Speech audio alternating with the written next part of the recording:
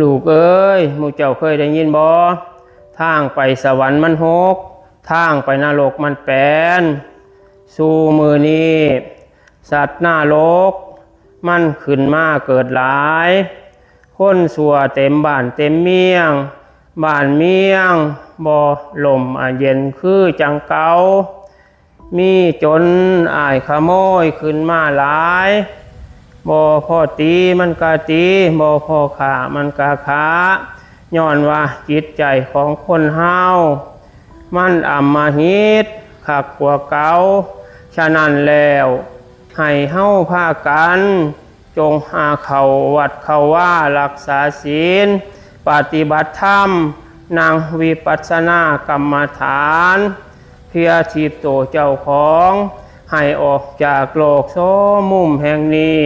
ไปสู่สุขติภูมิดีกว่า